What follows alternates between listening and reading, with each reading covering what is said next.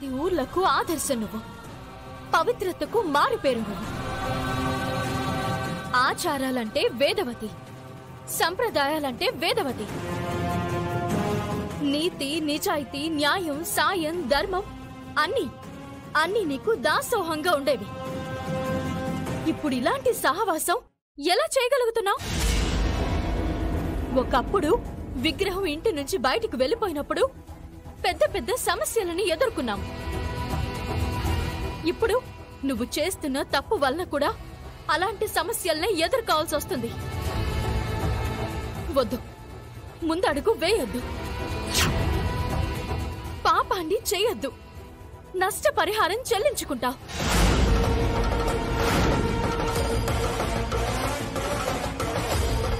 తిరిగి కోలుకోకుండా అయిపోతావు.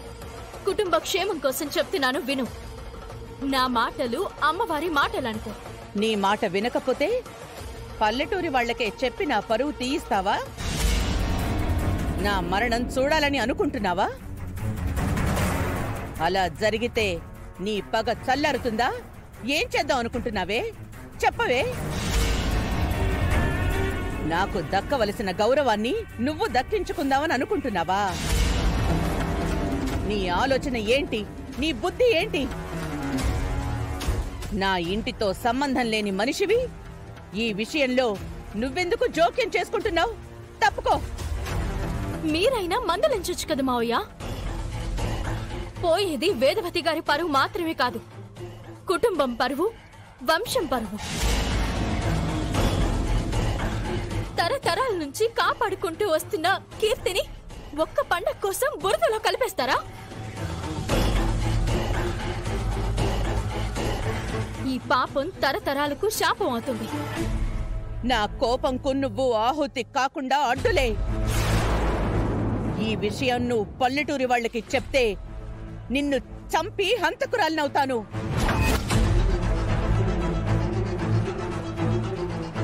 అడ్డులే అమ్మా,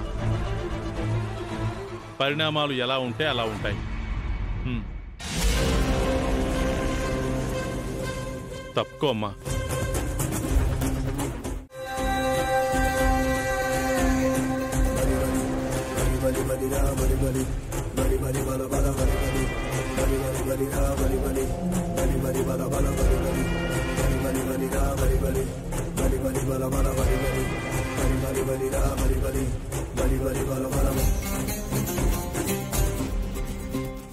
వేదవతి అమ్మగారు వాళ్ళు బయలుదేరి చాలాసేపు అయింది. మరి కాసేపట్లో గుడి దగ్గర చేరుకుంటారు. ఎప్పట్లాగే ఆ కుటుంబానికి మనందరం ఘనస్వాగతం పలుకుదాం. సరేనయ్యా, ఆ కుటుంబం మన ఊళ్ళోకి ఎప్పుడు అడుగుపెట్టినా మర్యాదల దగ్గర, గౌరవాల దగ్గర తక్కువ చేయం. ఎందుకంటే ఆ ఘట్టమనేని వంశం వారే గనక లేకపోయుంటే ఈ చుట్టుపక్కల ఊళ్ళన్నీ వల్లకాళ్లుగా మారిపోయేవి. అటువంటి కుటుంబం మనకి దొరకడం నిజంగా మన అదృష్టం.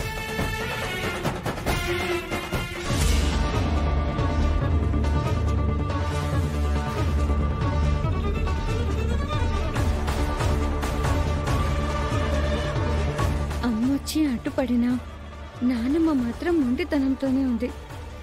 భవానీ, ఏదో ఒకటి చేసి నువ్వే ఈ ప్రయాణాన్ని ఆపాలి.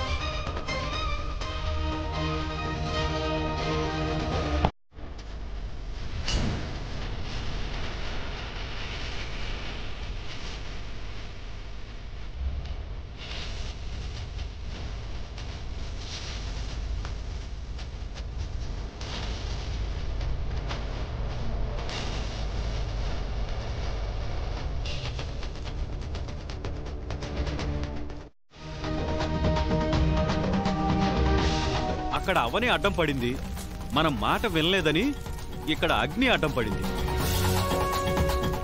ఆరే మంటలా కనిపించడం లేదు, మనం ముందుకు వెళ్ళలేం. పొలిమేర వరకు వచ్చేసాం, ఇక్కడ ఇలా జరగడం ఏంటి? మనం తప్పు చేస్తున్నామనేగా దీని అర్థం. అవును పెద్దయ్య గారు, ఏదో శక్తి మనల్ని ఆపుతున్నట్టుగా ఉంది. ఇది ఖచ్చితంగా అశుభం వేద. అగ్నే కాదు, పంచభూతాలు అడ్డం వచ్చినా ఏదో రకంగా మనం ఊళ్ళోకి వెళ్లాల్సిందే. అవునత్తయ్య గారు, మనం అస్సలు వెనక్కి తగ్గకూడదు. ఊళ్ళోకి వెళ్ళడానికి ఇదొక్కటే దారి కాదు కదా, 4 వైపుల నుంచి 4 దారులుంటాయి. మరో దారిలో వెళ్ళిపోదాం. అవును గ్రాని, మనం వేరే దారిలో వెళ్దాం. అరే, ఏటికి ఎదురెత్తున్నట్టుగా ప్రమాదానికి ఎదురెళ్తున్నాం మనం. ఇది మనకు అవసరమా వేదా? ఎందుకు భయపడతారు తాతయ్య? ధైర్యంగా వెళ్దాం రండి. అందరూ ఎక్కండి. అమ్మా ఎక్కనే పద శౌర్య. పదరా.